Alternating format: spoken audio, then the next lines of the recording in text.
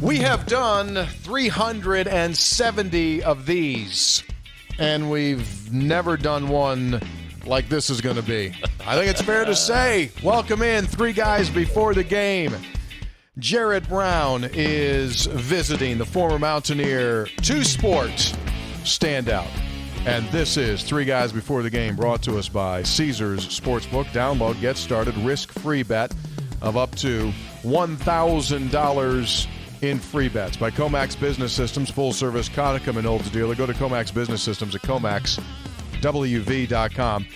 And by Burdett Camping Center, the only warranty-forever RV dealer in all of West Virginia. Visit them at BurdettCamping.com.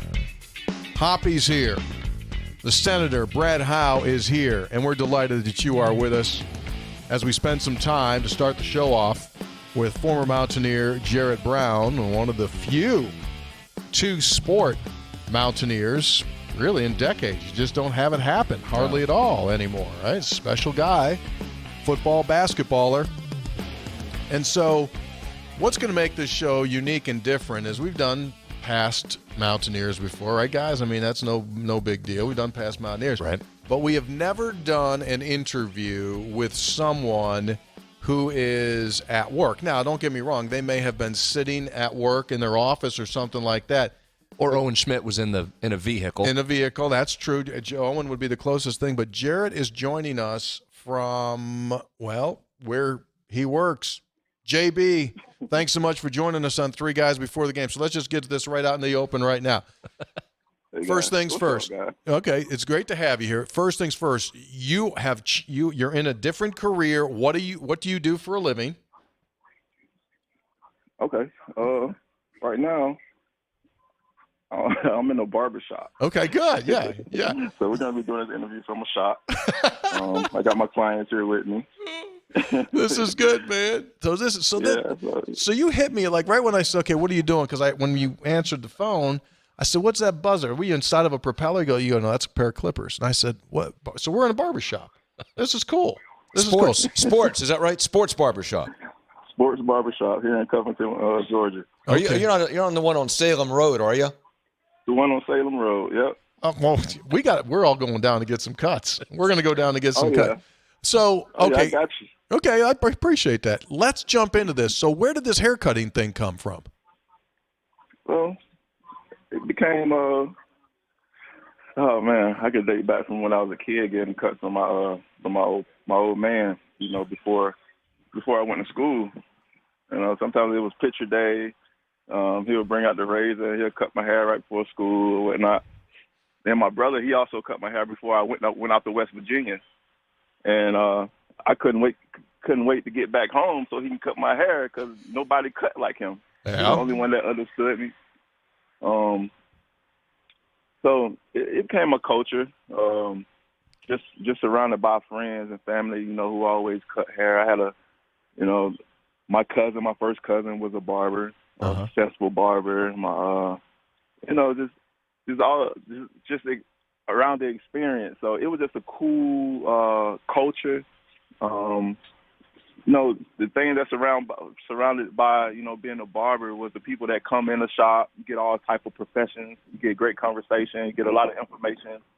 Yeah, man, it's just something that, it helped me express my creativity. Yeah. As far as, fading, I saw it as a form of art. Definitely, everybody get haircuts, man. Yeah, it's true. You guys get haircuts. Absolutely. And I'm totally with you, and I totally understand what you're saying because it's so much more than a barber shop. It's culture. It's almost some days, I bet you, like a sitcom that just goes on all day long.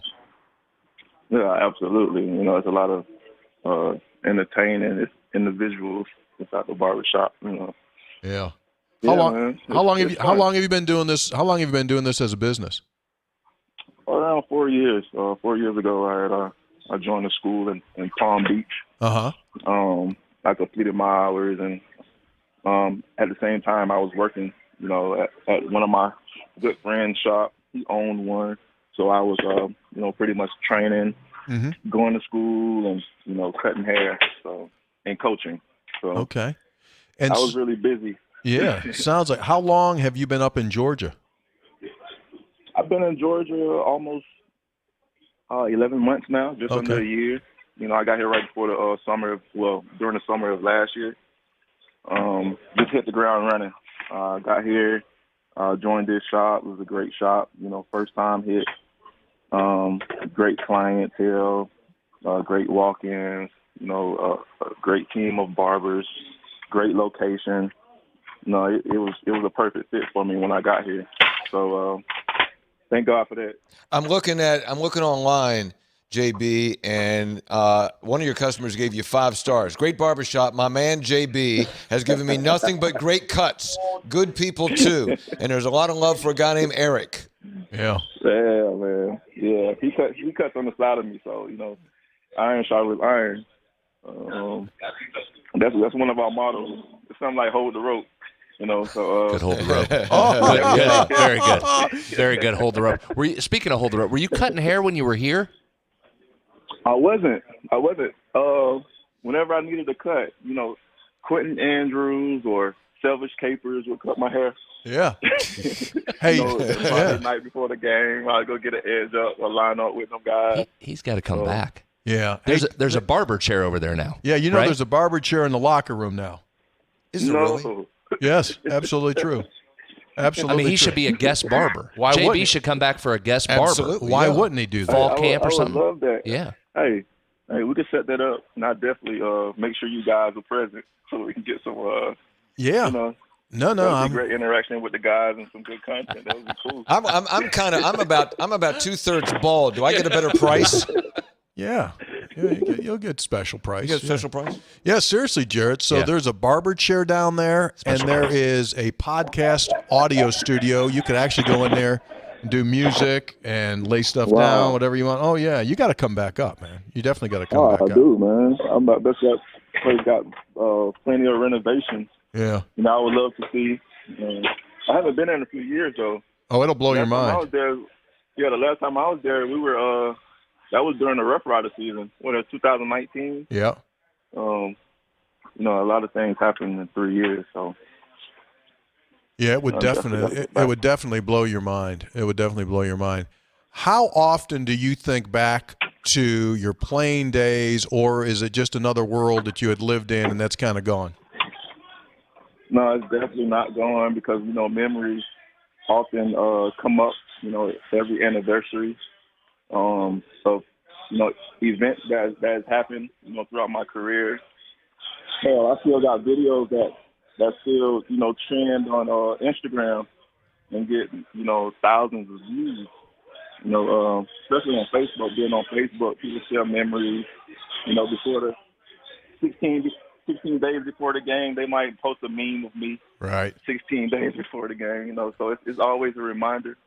And, you know, when I introduce myself to people, especially being in the barbershop, when they find out who I am, you know, I often got to speak about experiences, you know, that I had in West Virginia. You know, after they look me up, you know, they look and see, you know, all the things on YouTube, like the triple overtime game and, you know, all those things. So it's often brought up, man. So, yeah.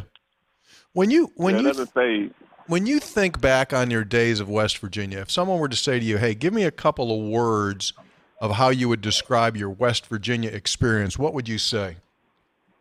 I say it made me into a cultured individual, and that pretty much summed up everything as far as me coming from Florida, going to a place like West Virginia, you know, where there's a lot of interaction between so many different types of people. Mm-hmm. You got people coming from, you know, I have Florida teammates from Ohio to Jersey, from Cali, you know, on one team. So that kind of helped me, you know, develop into a social culture individual, you know, especially with our experience, man. It helped me, it shaped me into a person with character. I had, you know, left with great morals and, you know, great relationships. Mm-hmm. Yeah. And, you know, that perfectly. And I always got a home in West Virginia. Yep. You know, some locals still there. They still reach out to me, you know, try to get me back. it's a lot of love, surrounded by, the decision of going to West Virginia. Yeah, it puts things into perspective for you. Right, and I'm talking about outside of football. Sure. Yeah, absolutely. And there's no question about that. And it is. I think that's. I mean, basically, what you just defined is what's supposed to happen when you go through the process and you go to school and you learn, and it sets you up for your life. And that obviously is what's working right now. Yeah. Right. I was just looking back, trying to remember some of your games, JB, and the Marshall game, you got a concussion. Do you remember? I mean, is that all a blur? Do you remember that? Which game was that? Marshall. Oh, the Marshall game? Is that my senior season? Yes. Oh, yeah, when I got a concussion. Yeah. I remember that. You didn't play much. 1 out of 2 passing, and not a whole lot. You had 1 run, so it was early on in the game. Yeah. Well, let's talk about this though, because he brought it up. He brought up that triple overtime game. He's talking about the Rutgers game in 06. Yes, he JB, is. let's spend some time on Rutgers 06. You were electric that night. 300+ total yards, a couple of touchdowns. That was a Rutgers was 13. Believe it or not, for the younger listeners, Rutgers was 13th nationally. What? At the Rutgers 13th nationally, Hoppy. They had BCS hopes. Jarrett comes in, was outstanding against the backdrop of that was when Rich and the whole Alabama thing had popped up a couple days before. So that was the backdrop. There was a little bit of chaos going on. You had that wild game. I mean, they had Ray Rice, Brian Leonard. They had dudes on that team. Yeah. What do you remember about that night? I remember the week before we had played, I think it was South Florida. I'm not sure who exactly our opponents was, but Pat had this injury, going into that week. And, he did what he can do, but, I took most of the ones early in the week. So he was just doubtful. I expected him to play, but I knew that, I was there to, to gel with the ones and,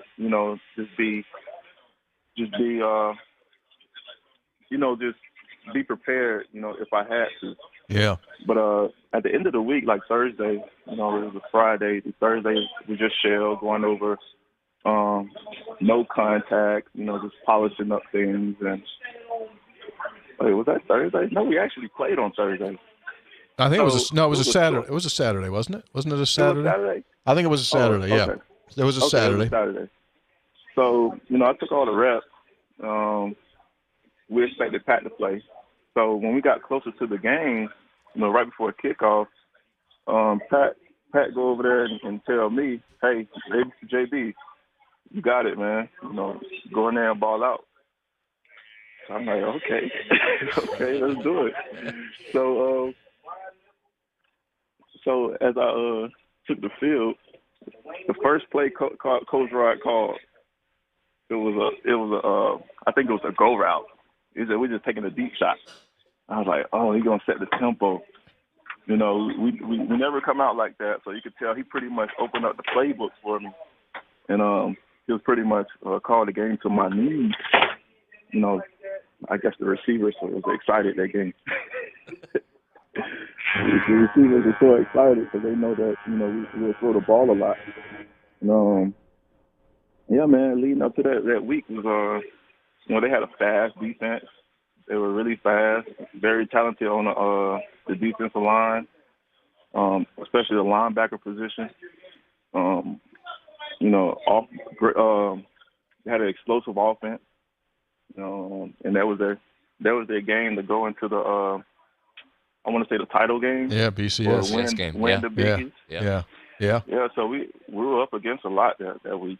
That was a special night. That was one of those great Mountaineer Field nights. Mm-hmm. The weather was just like there's chill in the air. The place was absolute electricity. It was hopping. And I don't remember exactly who you threw it to. I remember you had a long run late and you had a throw into the end zone going toward the hospital side. I forget who caught it. I'm sure you'll remember. But that was like the game breaker. There was a few going that way. I hit Jala across the middle. and he got us down to the 1 yard line. He should have scored. Yeah. It was one after the run. It was actually in the overtime to Brandon Miles up the sideline, rolling out to the left. And in the last score, to seal, before the defense made the stop, threw a slant to Jala. Yeah. It was actually supposed to go to D-Ray, but Jala was open. Oh, is that right? So, right. Darrell Jallo and yeah. So, hey, let me ask you this: if someone sits in your chair today, and they find out that you played here and you played for Coach Rod, and they say, "What was Coach Rod like?" What would you say? Oh man, he was damn. Coach Rod was all over the place. I think that's a good way of saying it. Yeah. Okay. Go ahead. Keep going. All right. So, it was a purpose behind his chaos. That's what I would like to say. But off the field, when you go inside his office and you have a great conversation with him, it's a great conversation, about you as an individual.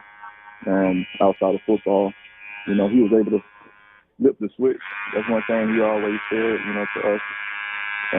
Going in, he said, "You guys might be buddy when we outside these lines, but when we get in between those lines, you gotta flip the switch." Yeah. And he was great at doing that. When we stepped out on the field, it was all business. Yeah. All that friendly stuff was out the window, and we was down to business. And when we was outside of those lines, he was a great guy. Yeah. No, that's a good way to put it. Yeah, you're exactly right. Method to his chaos. Yeah, there was a method to his chaos. But remember, JB played for Hugs too, right? Yeah. So okay. Who had of the two, Rich Rod and Hugs, in your time playing for both? Who had the most epic meltdown of the two? I think because we had so many practices, I think it was Coach Hugs. Yeah. Yeah, I think because the season, we had so many games and so many practices, with Jamie Smalligan and those guys, and Joe Mazzulla, and it was a high character environment, man. So let me ask you this: I'm guessing out loud that you heard sentences and things said that you had never heard before, or at least put in that order.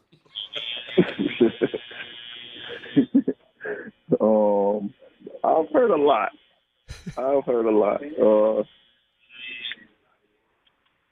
Especially when he was. It was more Smalls. Smalls was a guy that I was introduced early to.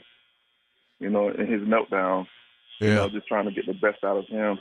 Trying to get him to his full potential. Right. Him stepping into a role that that we needed. Him being so big and. Knowing that just trying to get him to do his best. Yeah. It was a lot. It's a lot with him. When you joined the basketball team, what was Hugs' instruction to you? What did he ask you to do or to become?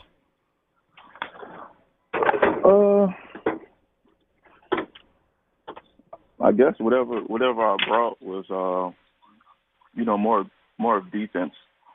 More of a defensive stopper. Mm-hmm. Because immediately my role was to be on Deshaun Butler and Joe Alexander.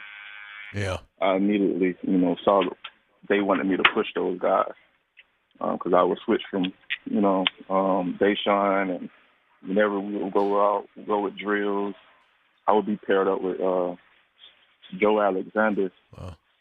Who was the heart of our team. Well, yeah, everything was centered around him. We all filled in our roles, and that's what made us so good. Yeah. But just pushing those guys every day. Yeah. Carrying that second team, pushing the first team, diving on the floors when it mattered. The space guarding and, the whole practice. So, yeah, man. Yeah. You doing this one-handed, this cut one-handed right now? What's the phone situation? Are you on headphones? Yeah, I'm on headphones. So both hands. Using both hands for the cut. Yeah, I'm using both hands. Yeah. So wait a minute. You're cutting hair now? Yeah. Oh Yeah, yeah. that's it. Oh yeah. He's cutting guys' hair. Oh, right I didn't know he was cutting at the moment. now. Oh yeah. He's cutting. What kind of cut are you doing right now? What are you working on? You working back right now? Where are you going? Sides? What are you doing? I'm on the side. I'm going from side to side to the back. Yeah. Then I clean up. I'm everywhere right now. Yeah. Sure. Is your client nervous that you're doing an interview right now while cutting his hair? He's good. Long-time client? You nervous? Nervous? No, he's good. Nah, he's good. Oh, that's too good, man. Hey, I want to jump back. On two things on football. We mentioned that Rutgers game. That was also the week that Coach Rod had reportedly taken the Alabama job. Do you recall that? Was that something you guys remembered, talked about, or wasn't never a story? We talked about it. We heard, it was rumors, but it was just rumors. So when we heard about it, Coach Rod did a good job of quickly addressing it when we was in practice next day, because he knew that would he don't want to bring any distractions to the team. Right. So it was quickly addressed, and I thought that he did well with that. Okay. So that wasn't. I like the way he handled it. All right. So that wasn't a big deal. All right. So let's jump ahead here to the next year then. You know what I'm going to ask you about, but I got to ask you about it. Can I ask you about it? Okay. Okay. So, all right, let's get into it a little bit here. What stands out to you about that game against Pitt? Obviously, it was the biggest loss the program had suffered and probably is all time. When you think of that game, what stands out to you?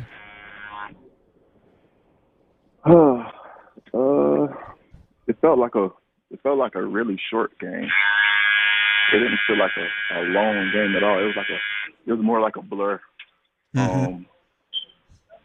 It was the reason why I say that because Pat got hurt early, from a finger, and when I got in the game, I played for a certain amount of time before Pat came back in the game, and on top of that, Pitt had the strategy to keep the offense off the field, and so they ran the ball really well that weekend. Mm-hmm. They really ran the ball well with Shady McCoy, and it was dreadful. Yeah. It was terrible. Yeah. Okay. It was suffering. Yeah. So everyone always looks at that game and they ask this question: why in the world did West Virginia not pass the ball more? You passed 6 times. You completed 4 of them. When you were on the field, did you look at it?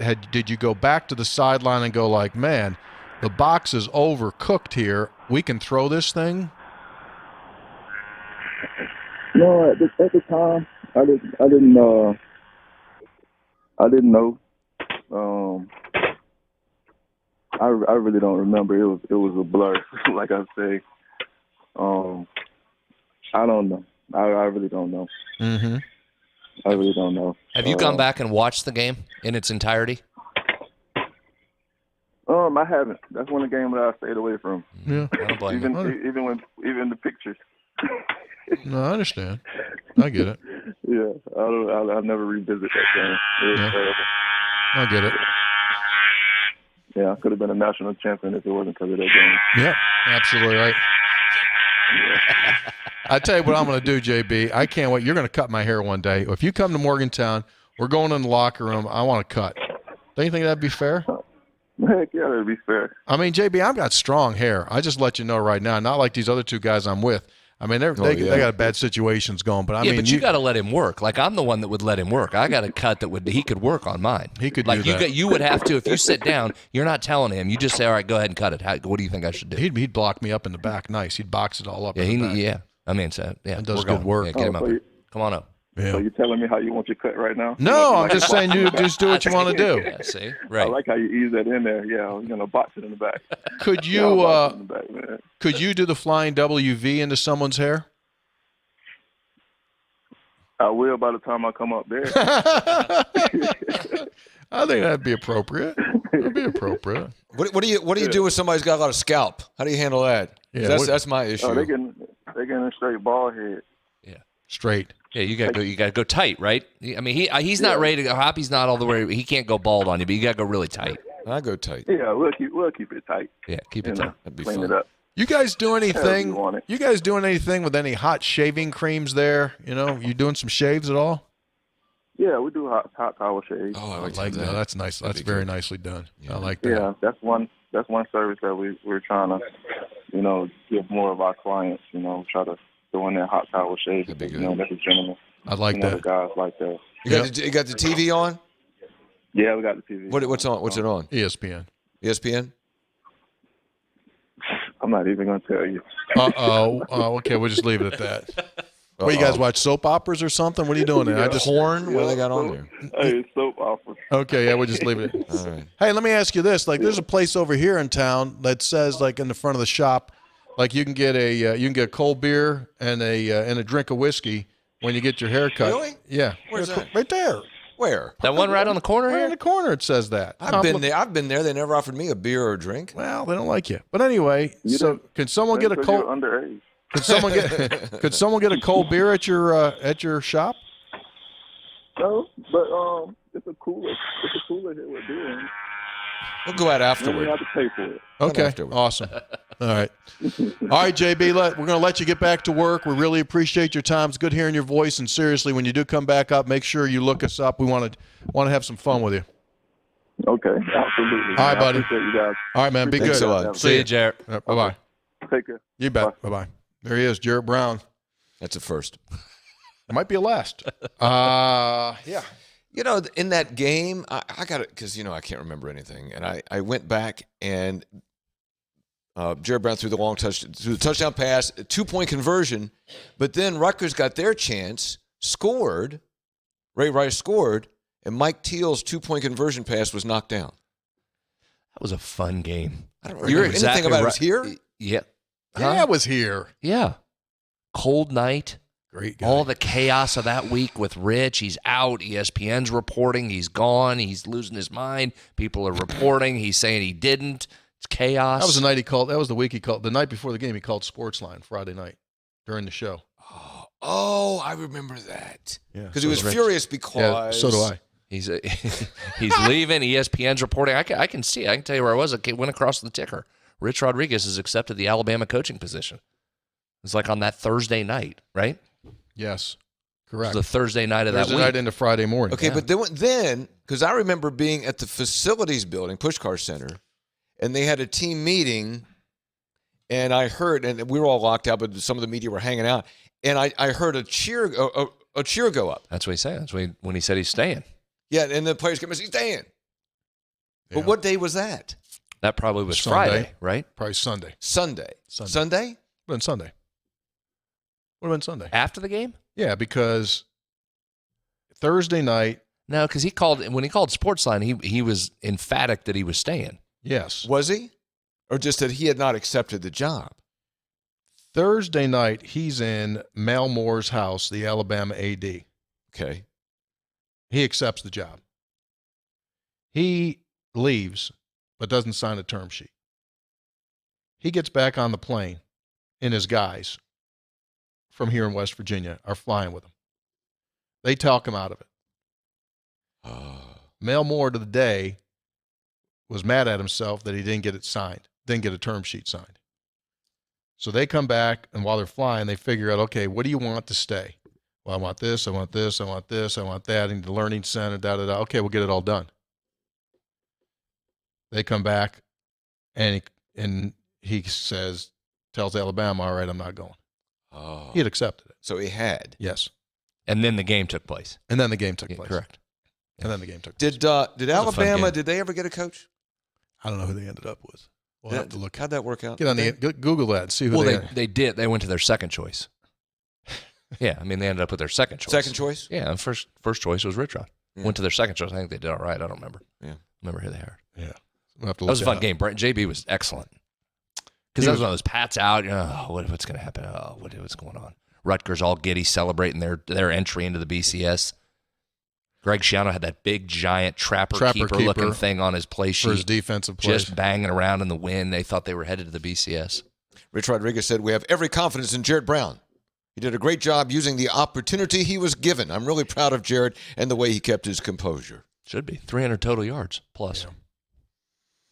Disappointing in for Rutgers. They were denied access to the BCS. Coach Greg Schiano said a lot of disappointed young men in the locker room. Boy, those buddies had some struggles here, didn't they?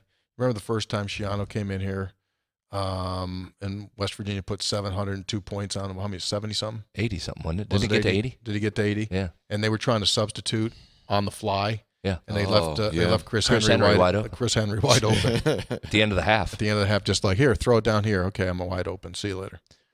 A month before, the Mountaineers were third in BCS standings before a November 2nd loss to Louisville dashed national title hopes. Then they were shocked. We were shocked, I tell you, by South Florida. Was that Louisville game at Louisville? To Louisville. I don't know where it was. Was that the day that yeah, that was that blackout night they did. Was that the punt? Punt went the wrong way. Punt went the wrong way. Mm-hmm. Yeah, that was problematic. McAfee had 4 field goals in that Rutgers game. Did he? Yeah. How about that? I mean, that's what I'm saying. Look at that was the names game. for Rutgers. There were names on both sides. Ray that Rice, was yeah. Rice had 125 yards. 90 at halftime. Hello. I got to go back. I can't believe I have 0. You have none? You can't remember? I mean, that was an unbelievable week. Yeah, crazy. And a great game. I mean, right up there. I mean, I know Rutgers usually isn't mentioned in games when you say one of the all-time great games in your belt. That was a great, fun, big-time football game. No question. They thought that was the year they were going to finally get West Virginia. Because that streak, that I haven't played in a while, that ended at what? Like 18, 19, 20 straight wins for West Virginia? Isn't it something like that? Were they cranking at that time? Yeah. Somebody can check me on that. I think West Virginia is sitting at like 20-some straight wins over the State University of New Jersey. Three Guys Before the Game is brought to us by Comax Business Systems, your full-service Konica Minolta dealer. Go to Comax Business Systems at comaxwv.com. Heard from Bob, the owner at Comax Business Systems, earlier this week. One of our Three Guys listeners told him that they were listening to the pod and they did not realize that Comax offers managed services for IT. See that? So Bingo. Advertising works. Bingo, bingo, bingo. So, yeah, they do. 17. They are. It's 17 straight. Yeah. That was a lot. So if you may be in need of Comax Business Systems, they will come in and do a complete inventory of your networking system, and they can come in and offer any service that you need to make sure that you are good to go, operating efficiently and safe. It's Comax Business Systems, 24/7 remote support. Absolutely no charge to you to let them know. They'll let you know where you stand when it comes to safety, security. Visit them at comaxwv.com. That's comaxwv.com. It was a relief always back then to see Rutgers on the schedule, right? Oh, yeah. Oh, whew. No question. Okay. Geez. Got to buy a week. Got to buy a week. We should get a Rutgers perspective on that sometime. Like those Mountaineers, those rascals. The rascals. Well, that was the one. The game we're talking about is the one that was the kick in the midsection. Yeah, because they had it going. That was their one shot at a BCS game against a backup quarterback. I lost a monitor. Lost. Thanks for coming. What happened? I lost a monitor. Thanks for coming. Plug came out somewhere. So. I'll get it. No, I'll do it. Why don't you guys talk about something? I'm going under. I'm going down a man down under. Well, okay, I'll tell you what we can talk about is Mesidor in Miami. And Brad, your take on that? Probably the least surprising news of the whole thing. Him leaving was a surprise. Destination, not a surprise.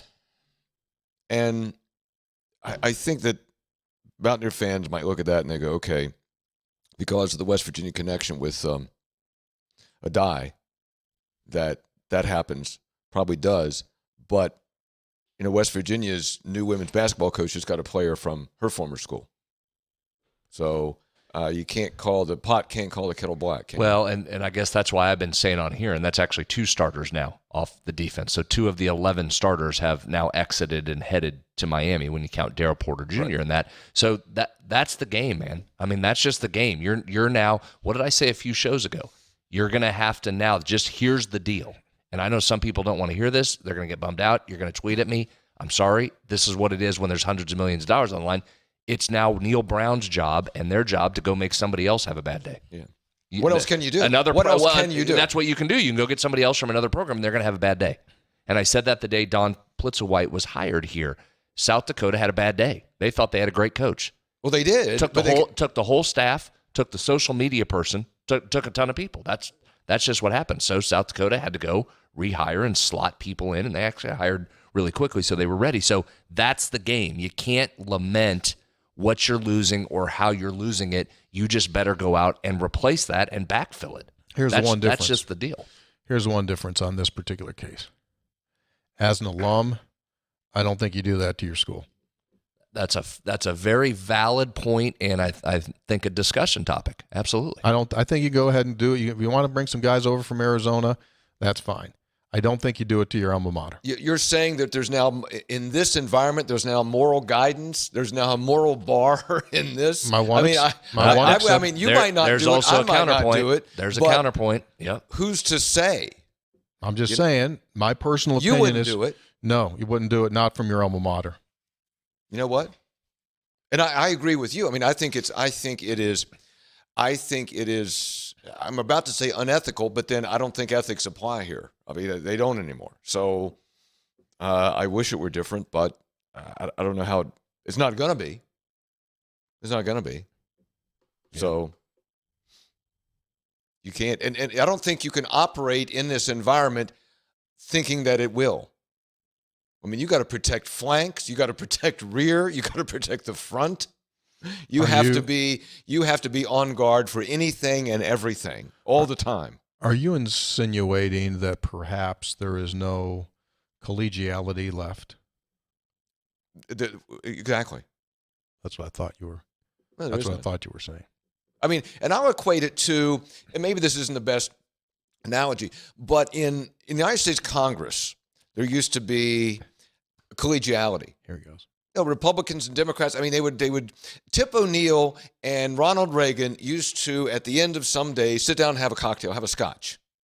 And, you know, a person you can have a scotch with is a person that you will be less likely to throw under the bus, a person you're more likely to make a deal with or respect that person's view.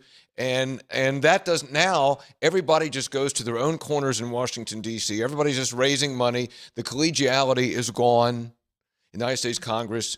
It's all tribal. Our politics are tribal. Frankly, it's stunning that the tribalism has just now gotten to this level in sports, when in fact our culture has gotten far more tribal just in the last 2 decades. Suddenly, talk line broke out. That's a pretty good rant. That was pretty good, though. Yeah, you're pretty strong. You got hard to argue with that. The after fumes of your talk show coming out very good. No, you can. I mean, you can argue with it, but I'm not arguing. I 100% agree with you. Yeah, I'd like to argue with that. I don't think I can. That was pretty perfect. Good. You're exactly right. See you. Thanks for coming. Mike, that's all I got. I ain't got anything else. You could also say a little less diplomatically, the world's gone into a crap hole. Well, I don't want to say that. No, I don't want to say that. You know, I don't want to say that because I think that I still believe in the better angels of our nature, paraphrasing Abraham Lincoln. I still think that we can still be good neighbors and good to each other. And I believe strongly in that. Otherwise, what's the point of going on? But I think in our institutions that I just talked about, in politics, in sports, that kind of collegiality has disappeared, and on social media, and that's tragic. That's tragic. And I think it is an obligation of the rest of us who don't feel that way to try to make up for it and try to be collegial to each other. But there's also the question or the issue of loyalty, and that's not what it once was. And I'm not saying that's good or bad, because there's reasons. If you would talk to a coach about that, I'm sure they would say to you, yeah, is there loyalty coming the other way? from schools to what they do to us right? Right. The time frame isn't the same. So this isn't just a hammer coaches because they don't have loyalty, because schools have lost their loyalty as well. Right. And look at schools that fire somebody and then won't pay you because they want to trump up some charges. Now all of a sudden they're worried about NCAA rules because they don't want to pay you. So loyalty in college sports is out the window for a big chunk of players and coaches. Yeah, absolutely. And that's not a stance on whether that I don't mean that to sound like old guy back in the 40s it was better. That just is what it is.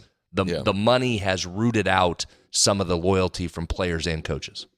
But you know what? When you do that, and again, old guy talking here, is if it's just about, and you need to look out for yourself. I get that. And you can't ignore the money. I get that, because I'm not that old school. But when you follow that route, you're also missing out on something. There's a gain.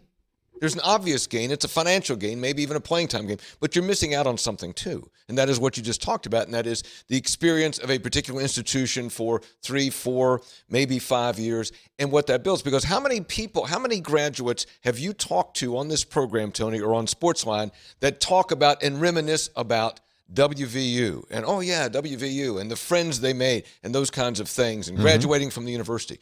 And those things have intrinsic value. Hard maybe to quantify, but they do exist. And in the way things are today, there's less opportunity for that if you're just going to go to 4 schools. Thank you, Hoppy. We appreciate your support and everything you do for the podcast. But schools are missing out, though, too, to some extent. Yes, I mean, that's also not a one-way street. Right. Schools and employers, for that matter, are missing out with their lack of loyalty back to the employees. I mean, there's some chicken and egg in there as well. Yeah. Don't know if it'll ever come out, but you wonder how much transfer portal in the new era that we have entered in factored into Jay Wright's decision to resign as the head coach at Villanova. Did he just look at the tea leaves and go like, nah, I got 2 natties. I'm in the Hall of Fame. I'm not doing this. I think it'd be hard to say that wasn't a factor, whether he would ever say that or not. I mean, and again, they're in a different era of the money. The money's allowed him at 60 years old to say that. Hall of Fame, 2 natties. I've got millions. Peace out. I don't need any of you. I'm done. Yeah. I'm done. Yeah. I'm not chasing around kids trying to pay money and do all these. I'm not doing that. And I'm out. Supposedly he's going to probably find a television venue where he'll be either do games or be in a studio. It'll get him back to wearing suits, which probably he missed that, right? They had to go to those 3/4 pullovers. He probably also took him out of the game a little bit. When you think so? But there's a guy, Brett, I think you're right. And I think there's a guy that has done enough that he can walk away and say, don't need it. Yeah. Don't need it. So he got to have his success just before all this hit, right? And so, okay, all right.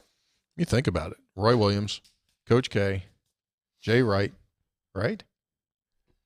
I mean, in less than 2 years. Some of the biggest of the big boys are all just like saying, okay, but that's not a surprise. What have we said? You either adapt to this and handle it, or it's not going to work for you. So those guys are all saying, scorecard's in. I've signed my scorecard. I'm out. I don't need to do this. I don't agree. I don't like it. I don't want to deal with it. So I'm just out. Don't have to. Instead of have to. But instead of sitting there and battling it, they just say, "You're right. I don't have to. I'll just walk away. I don't need this." And that's probably not all bad for the game. That allows the next crew that comes through to say, "Okay, this is what the game is. All right, let's play the game. Let's go." Yeah. 3 Guys Before the Game is brought to us by the Burdett Camping Center, the only warranty forever RV dealer in all of West Virginia. We encourage them to visit you. Why don't you just go see them at burdettcamping.com. That's burdettcamping.com. They received a call from a 3 Guys listener in Illinois this week. And Illinois. And he heard the podcast. He listens to the podcast in Illinois. And he heard something that we say about Burdett, and that is that they offer a warranty forever once you buy a vehicle. So you know what he did? Long? He came from Illinois, and he bought an RV at Burdett. Oh, it's great. Yes. So he sold one. Big week for advertisers for 3 Guys Before the Game this week. And I think the guy, big week. I think his name was Rick. If you remember right off the top of your head, Phil gave it to us. But so thank you very much for purchasing. Now, here's the next piece of this deal. We got to sell one in the Odessa, Texas area. Yep. Because Skylar Howard plays for the West Texas Warbirds, And let's put the sign up for those of you that are watching. There it is. That's the sign, Hoppy, that will be in the arena. You'll see it when they play their games, and there it is. You got the Burdett logo on there.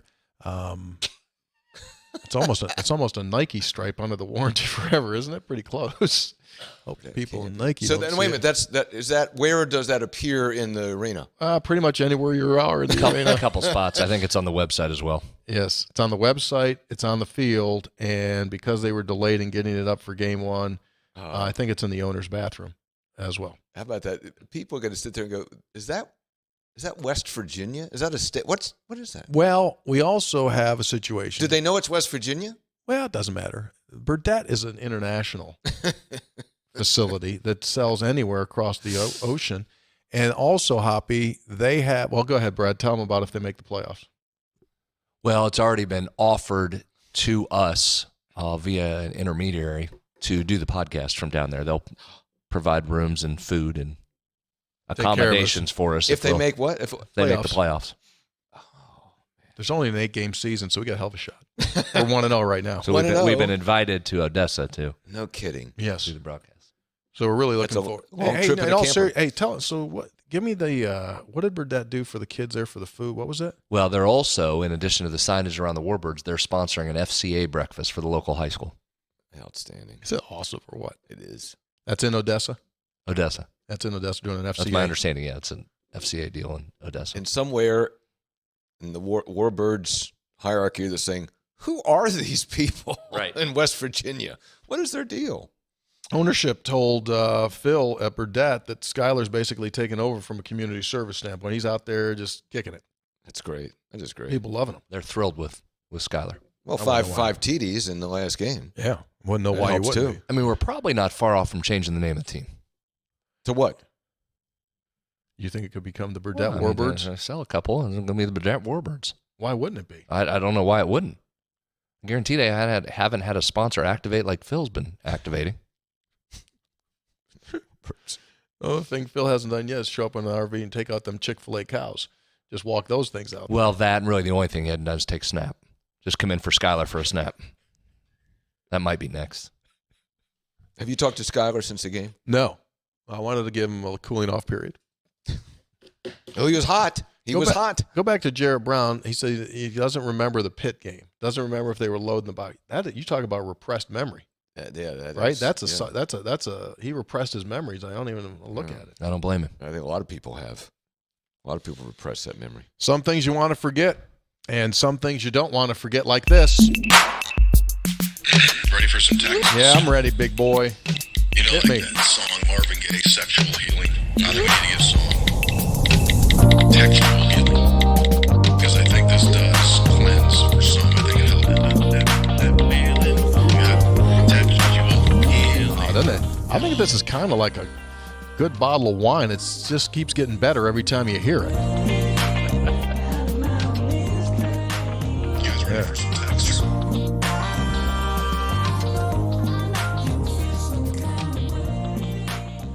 All right, folks, here we go. Let's jump in. It's time for our textual healing. Barry in Dauphin, Pennsylvania. 3 guys. Let's take a walk down What If Lane. What if college football was the NFL and you were the general manager of WVU?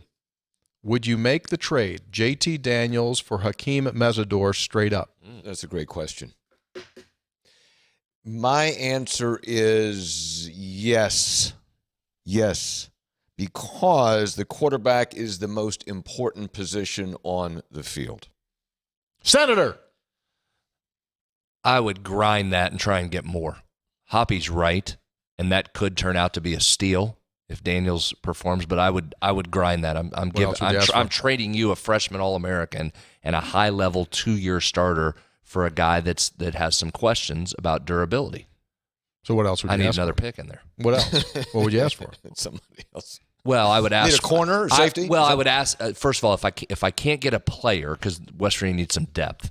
So if I couldn't get that, as you oftentimes see, I would ask Georgia to continue to pick up his salary when he comes here so he could keep the same salary he had at Georgia, and West Virginia wouldn't have to incur any costs. Bingo. So I would do that. Very well done. That is nicely done. Thank you. 3 guys, Mike from Pittsburgh. Hello. And you could probably do that these days. Absolutely. Yeah. Right. Mike in Pittsburgh writes, please tell me that fine-looking Phil of Daniels Menswear was involved in the recruitment of JT Daniels. Sometimes these NIL deals just write themselves. Also, my new go-to saying when golfing after a buddy hits his shot is, yeah, pretty good. Love the show. I actually do have a little info. Yes. Oh. Fine-looking Phil did, in fact, have conversation with JT and his family when they were on their official visit. JT is a fan of nice clothes, and Phil did sit down with the family and chatted with them and talked to them what Mountaineer football really means to the people of West Virginia and what it's all about. Unconfirmed, don't know if Phil, during this sit-down, had that tape measure that he always has. I love those guys. They always around the neck. Oh yeah, I don't know if Phil had that on or not. It's part of the uniform during the meeting, but yes, fact. Fine-looking Phil was involved. Texter, hello, 3 guys. I apologize for not sending something out to you sooner. I did a little research on next year's football schedule and noticed that West Virginia, Baylor, and Kansas, and TCU have 6 home games. All the other schools in the league have 7, except for Iowa State. They got 8 home games. What? Brad, they got 8 friggin' home games. First I've heard of that. Holy cow. Give Jamie Pollard a raise. Jeez, let me check that. Do you think that gives Iowa State a big advantage? Yeah. Of course, West Virginia is the only team playing 2 Power 5s, both away.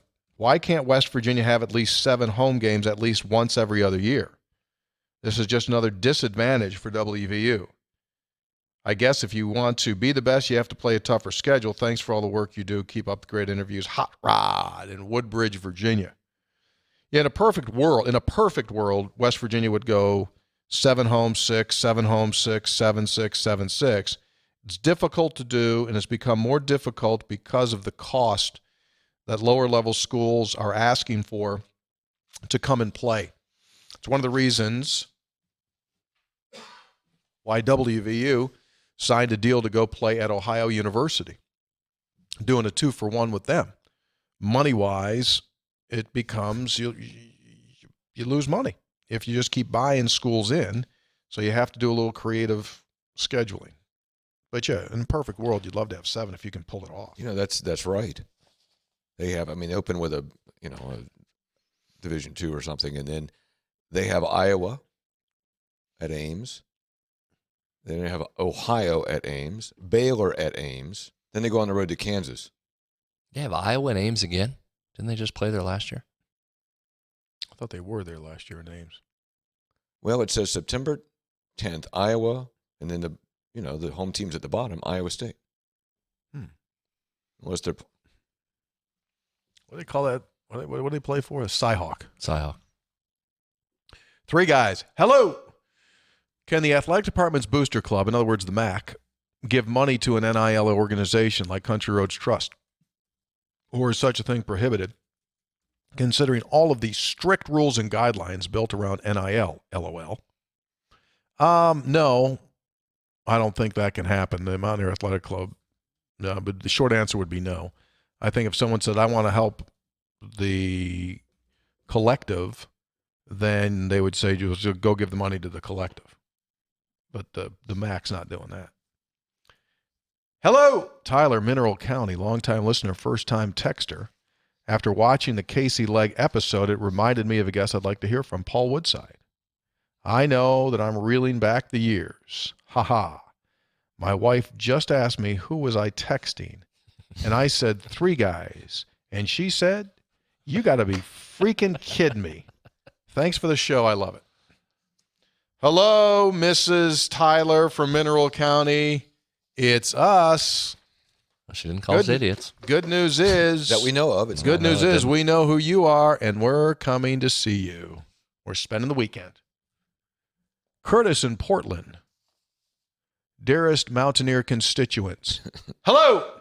I loved the Casey Legg interview. It makes me want more opportunities to hear from some of our amazing specialists over the years. Specifically, would love to hear an interview with Nick O'Toole and that epic boom stash that he had. Thanks, Curtis in Portland.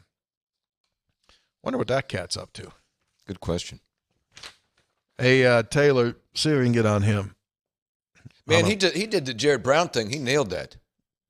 Tracked him down, got him. Well, we're going to speak to Tyler about that after the show. Well, we're going to put a little provision into the booking codicil for 3 guys before the game. When we get said guest, we're going to ask said guest if, in fact, at the time that we do the interview, if they will be in a quiet area. And if not, then we would probably reschedule for another time. So, in other words, you get Nick O'Toole and you say, hey, Nick, what are you doing? I'm working in a machine shop. Yeah. I'm in a quarry. Yeah. Down in the mines. Yeah, we'll just schedule it around a non-working time. The Brown interview was novel, but you don't want to repeat it. Right. Exact. Thank you, Hoppy. Sure. CL in Clarksburg. Gentlemen, did anyone else think it was odd that a picture of Jalen Bridges holding Baylor's national championship trophy is being posted on social media? After all, he was an opponent of Baylor doing his best to defeat them that year. CL in Clarksburg. It doesn't matter. Everything doesn't matter anymore. Everything's changed. All rules off. All bets off. I thought it was odd, yes. My initial perception when I looked at it was like, that's odd? That is odd? With everything that's going on, that's odd? Yeah. Holding a national championship trophy that you did nothing to do to get? Nothing's odd anymore. Okay. I found it odd. You know how you've oftentimes heard from coaches when they take over a job, like in the old school days of maps, right, when there were paper maps? They always say you're in Morgantown, and I draw a circle around a 300-mile radius on where we're going to recruit heavily. Yeah, I've heard that. That is stunning to me, stunning, that when the Baylor staff sat down over the last couple of years, when they were really trying to kick it into high gear to bring that natty home, that Scott Drew came in the offices there at the Waco Center and sat down and said, here's what we're going to do, boys.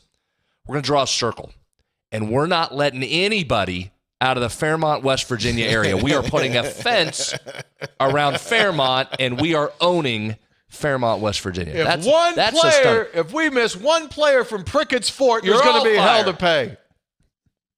Dale Bonner, Whitehall, Jalen Bridges, Zacchaeus Dobbs, better look out. Scott Drew coming. Granttown, Fairview, Ida May. Eric Smith got away to play football. Someone getting fired on the Baylor staff. But it is, regardless. I thought that was odd. Yeah. It's embarrassing for West Virginia because I think Sheboy announces he's coming back for another year because he can make more in NIL than he can in the NBA after being player of the year. And then a guy from 15 minutes down the road who has a lifelong dream was to play at West Virginia and was the only player to start the only game, every game, is going to a competing school. That's embarrassing. It's embarrassing. No, it's a bad day. No question. I did find holding the Natty championship trophy. I just said, why?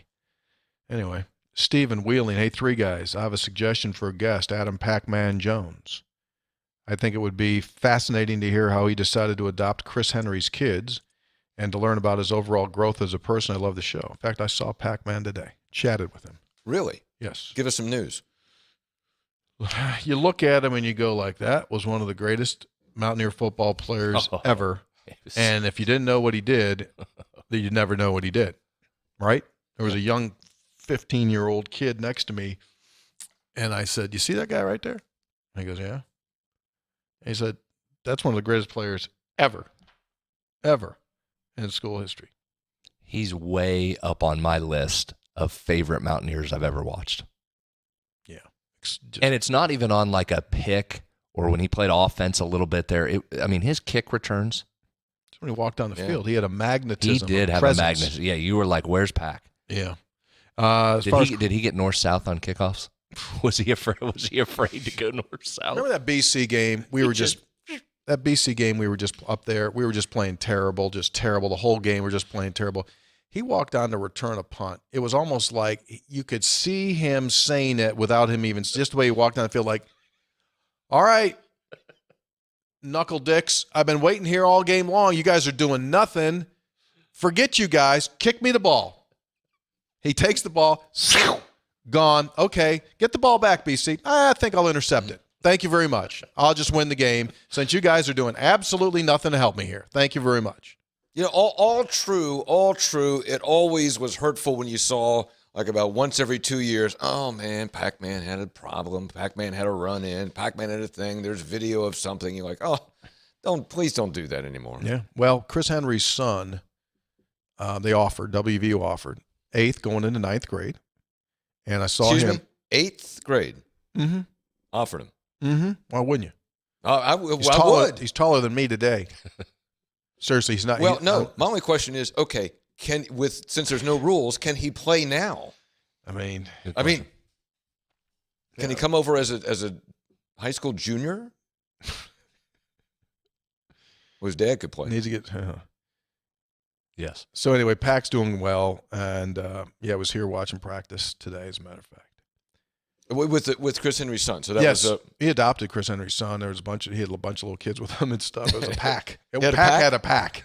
That's awesome. Hey guys, on the Greg Jones NIL thing, I think his hesitation was because the money he could have hauled in with the Greg Jones wrestling camp, a permission granted with NIL that wasn't available before. My guess is that he would have had more of an impact than cash or cars suddenly being available. He's a class act. I loved listening to him. Yeah, he was fantastic. Yeah, he was. This is from Mitch and Buchanan.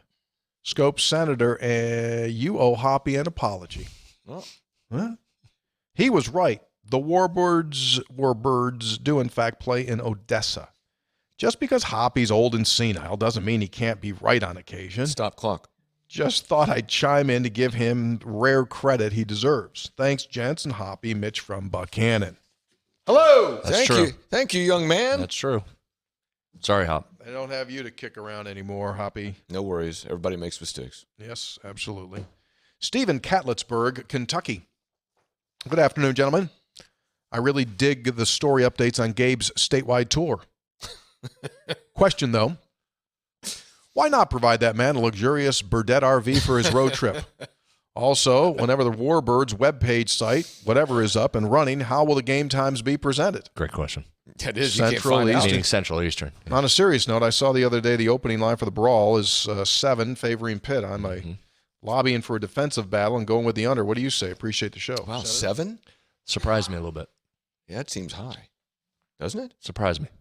What do you mean by that? I didn't think it would be 7. I would put it at, and granted, I am not such as you in this field, I would have put it at about 3.5. Oh, you would have. What would you put it at? I don't know. Probably. Yeah. Got to do more research. But 7 surprised me. I wasn't expecting that. Did you get in on it early? Need to do more research. Okay. What are those lines? Get in before it changes. I know. It's a good time to get in on lines. Yeah. What, Senator, what's the most that thing will bounce from now till then? That's a good question. Probably not much. It'll stay around there. Probably not much. So at best, it's like Take some 6. West Virginia money, it goes down to 6, yeah. I would think. Do you think that's based on just with West Virginia struggles, even though Daniels is coming in like, okay, if it's at Pitt, you got to show me. Well, you got to show me. You got the offensive line returns intact for Pitt. They got the Bolitnikoff Award winner from last season. Got a new quarterback. Got a highly touted quarterback. So they're going. And you're at home. And you're at home. Got a lot of mojo going your way. Yeah. Speaking of numbers, Caesar Sportsbook. I like the +7. Would be an early lean. Really? That might be a show me. Okay, you show me, Payne. You got a new quarterback. All that stuff I said, you show me. Yeah. You can win by. Because winning by 7, yeah, now you got to get to 9, 10. Yeah. Chances of it landing on 8 are probably slim. Caesar Sportsbook is giving out first bet insurance for all new users up to $1,100.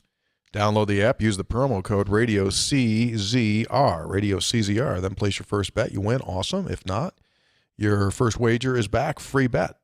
Now the perfect time to place your bet for the people. NBA playoffs underway, baseball, hockey heating up. Never too early to start thinking about football or your future wagers. There you go. So go ahead, get started. Caesars Rewards. Every bet you place gets you closer to redeeming amazing benefits, tickets, free stays, experiences, and more. You must be 21, physically present in West Virginia. New users only. Bet amount of qualifying wager returned only if the wager is settled as a loss.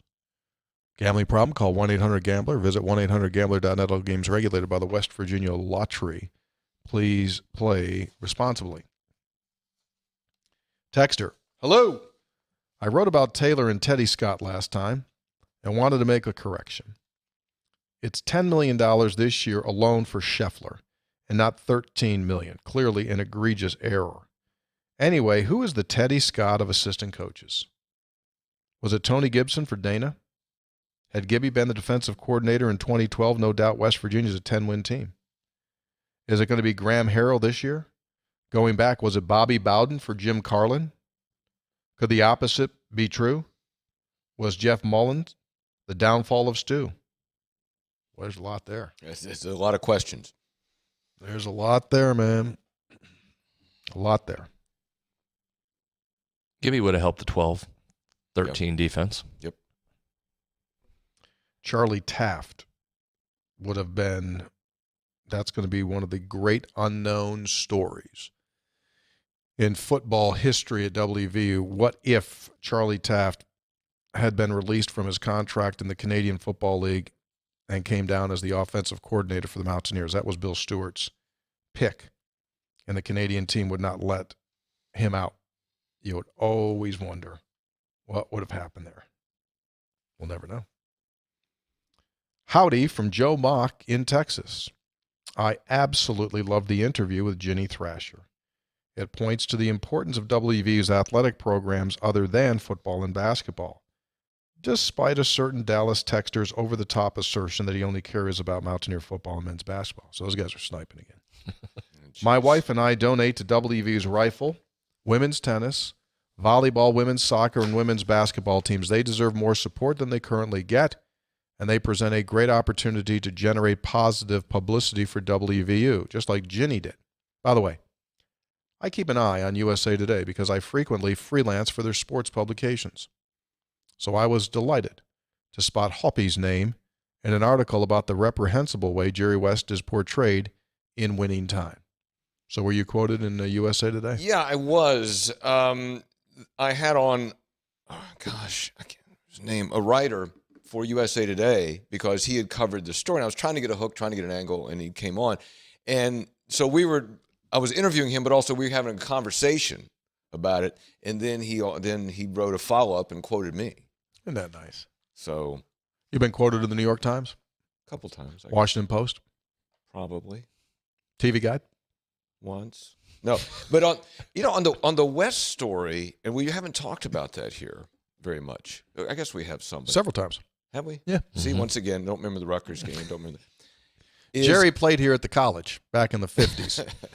Back at the university? Good. Back at the university. Well, now that he has retained counsel and sent a letter to HBO and all involved saying apologize and correct and answer within 2 weeks, and that propelled it to a national story. Right. Okay, so everybody picked up on it, and now I think there's a lot more buzz on this.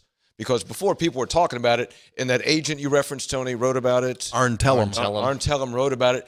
But now with this letter from the attorney with some testimony, if you will, small t, by Mitch Kupchak, by Jamal Wilkes, by Kareem, by those kind of people, it's like, well, and so the thing has gotten a lot of traction just in the last couple days. Yes.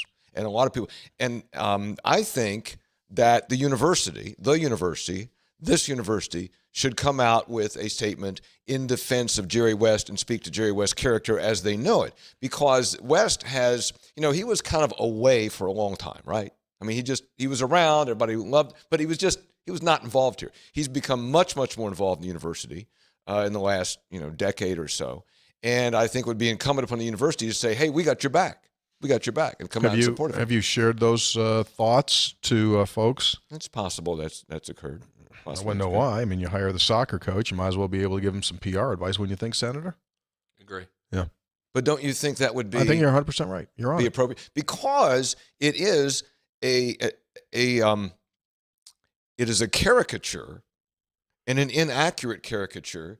And look, we know that West, by his own admission, has issues. He struggled with his own mental health, with depression, with low self-esteem. He's wound tighter than a drum.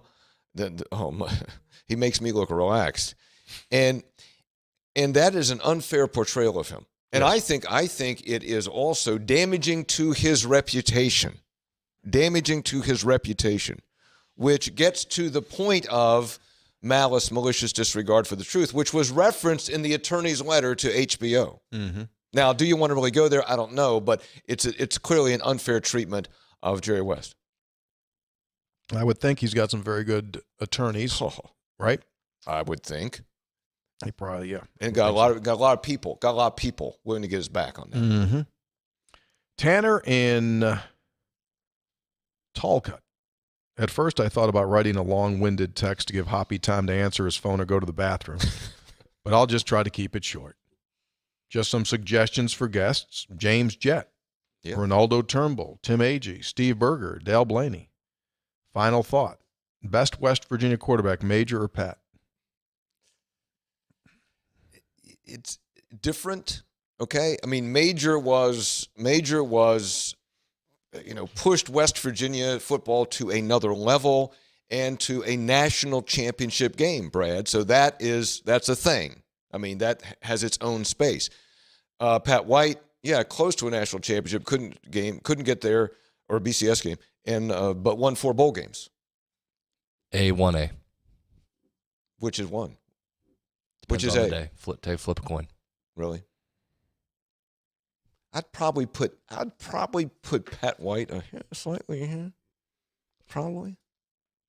What's interesting is that both of the quarterbacks suffered injuries that would have absolutely defined their careers. If Major doesn't get hurt in the title game and he wins the title game, then it's Major. Yeah. If Pat doesn't get hurt in the Pitt game and they go on and win the championship, then Pat is. Yep. So like you said, it's 1 and 1A. Hey, 3 guys, I've been pondering your discussion of the Indoor Football League that you all now own, operate, founded, and promote. My question to each of you is, what sport that does not currently have a professional league would you like to see become popular? Mine would be softball. Yeah. I enjoy thoroughly watching college softball. Mm-hmm. Moves fast, good action. Yeah. Great players. I know West Virginia doesn't have a team, but that would be one. Hoppy? Track. Professional track. Well, that'd be wild. It's exciting. Races are exciting. I know not all elements of track are as exciting, but the races are exciting, I think. Yeah. Brad just yawned on that, so it's not exciting. No, I am a big track guy. Olympic track I don't miss. Yeah. Right? When it's on, that's must-see TV for me. Yeah. Olympic trials, must-see TV for me. I'll just get really super domestic. Good, nice professional bocce league would be nice. People go crazy about curling in the Olympics. Curling's basically bocce without ice. Same type of concept. Mm-hmm. Sort of, kind of. Bocce is curling without ice. Yeah, same thing. He PS'd us, by the way. P.S. Pete in Pennsboro. Will Oscar Tshiebwe become the first player to take a pay cut moving from college to pro basketball? Possibly. Well, no, he'll be the first one that you know about to take a pay cut. Thank you. Yeah, on that note. So I did do the math on it. I did the math. That's true. So they estimated that he could make $2.5 million, which I have zero idea if there is any truth to that whatsoever, but someone said $2.5 million if he stayed at Kentucky. The average salary in the NBA is $2.2 million per year. Really? So if he gets 2.5 and then for whatever reason gets an average contract, potentially he could take a pay cut to go into the NBA. Do you think that means that going forward, there could be since there are no rules, there could be a player for the Pelicans that goes to college. Comes back to college? Yeah.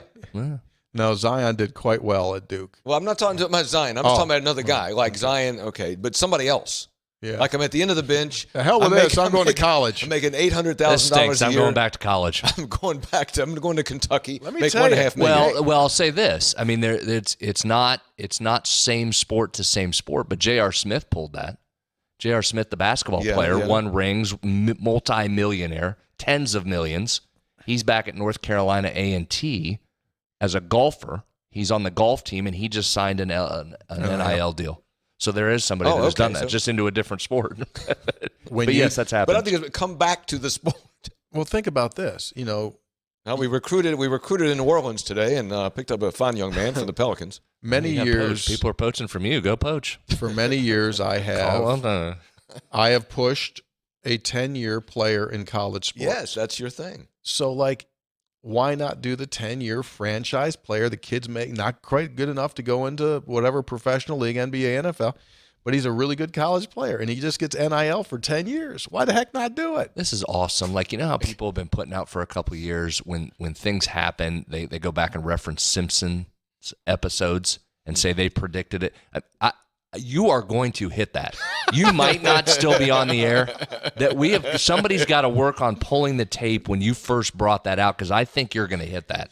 I think that's going to happen. And here's why I would advocate for it. Because of the constant movement, teams no longer are going to have identities. We're not going to see West Virginia teams, or schools won't see their teams grow up in front of them. Right. You won't have Hair Bear Pittsnoggle and those cats grow up for 4 years, right? But you do have one guy, your franchise player, and you know every year that kid is going to be on the team for a decade. And he's making money, and he's living a good life, and it's good, but he becomes the face of your program. And because you can get a master's or a PhD, he or she can stay in school. Sure. Absolutely. So you come out after 7-8 years, you got a little pocket money, and you got an advanced degree. Continue to matriculate. Nothing wrong with it. Good idea. I think it happens. That absolutely should be. I mean, you're resetting the thing. There's no rules. There's no governing body right now. So you're starting the thing from scratch. Eventually, schools are going to break away. You got to start over. Put something new in there. It's totally changing. I mean, when you say, "Oh, it's changing," I mean, it is so changing. Online classes, have changed the entire dynamic. You no longer have to practice after school. WVU has practiced spring ball at 9 a.m. for a month. Really? They go at 9 a.m. Why? Because there's no classes, because the kids take online classes. So it's like, I mean, I think to advance your idea. Yes, go ahead. I don't think you seek approval and a policy. Mm-hmm. I think you just do it. Right. And when if anything comes back on you, just say, well, that's our franchise player. What do you mean? It's our franchise player. That's a way to push the ball down the field. I like that too. I mean, who are you going to go ask? Who would you even go ask to get permission? Yeah, and who would you ask to get permission? No. Just do it. You do it. Franchise would be a great concept. And then you say, well, wait, you can't do that. What? I don't know. Nobody said we couldn't. Yeah, seriously. You got an NIL guy making $2 million over here. We just had a guy who's going to stay. That was such a wacky, goofy thing you said when you said it 20 years ago, and we're on the precipice. It turns out you're prescient. Now it's like, hey, you know what? That's not a bad idea. Tony, you're prescient. As I'm a visionary. You are. I'm a visionary, Bradley. You did say it like that. I'm glad you caught yourself, because I was going to say it. That's exactly. You are just morphing into Cricky and Musburger. So this has been a really wild show, man. So who's your franchise player? Who's your first franchise player? Don't do that now. Don't do that when the music's on. We'll do that later. Do not do that when the music's on. Okay. We got 2 minutes and 40 seconds of music. We need more than that, because that would be a good episode. It's a good show. And don't steal that for your morning public affairs program. We'll use that in the summer. On our evening show. I'm sorry if I break news on that program. I apologize for breaking news. All right, Jackowinko. Monday, Wellington Smith. Oh, okay. Who hugs. Those guys contend on staff that he's the most athletic player they've ever had. How about that? Really? One of the most athletic players they ever had. They allowed him to switch every screen in that 2010 season. Every screen got switched because they could play all 5 spots. He's another guy. Just played out of position for the good of the program. Mm-hmm. Yeah. He didn't go no stinking transfer portal. Stayed right there. There was no transfer portal. Yeah, same thing. And then the spring game's Saturday, and we'll do that. And then we're going to revise our schedule. What? First I heard of that. Once the spring ball's over, we go to one a week. Really? Unless you, the listener out there. Rutgers game. Yeah, here's what we're going to do. If the listeners want us to do 2 shows a week, go to Patreon and fund Brad Howe's account, because that's the only way we can get him to do it. Oh. We'll figure it out. Get it Warbirds to sponsor. Yeah, we would do 2 a week, but we're heading down to Odessa. we have a meet and greet in Are Odessa. we really going? If they make the playoffs, I think we do it. I think we do it. How do you get there? Probably go to Dallas, just get a flight to Odessa, I would think. Okay. You know, of all of us on the set, I'm the only one that's actually taking a bus to Texas. Excuse me? Did that every year in college. Took a bus to Texas. From Iowa. From Iowa. Oh. Free guys brought to us by Caesars 20 Sportsbook. plus. Download, get started. Risk-free bet of up to $1,000 in free bets. Comax Business Systems, full-service Konica Minolta dealer. Go to Comax Business Systems at comaxwv.com. I have a story about driving to Texas. And by Burdett Camping Center, the only warranty forever RV dealer in all of West Virginia. Visit them at burdettcamping.com. I was once in Amarillo and at a big restaurant with the women's basketball team in the mid-'80s, and they had this 72-ounce steak, which was really just You a did roast. not. Did you No, try you it? didn't. No, I didn't even go near it. But the guy at the table over, he did it. You get it now? He got it in. Oh. He did it. It was a roast. It wasn't a steak. It was a roast. Unbelievable. All right, music's out. Be good. Be nice. Be safe. See you.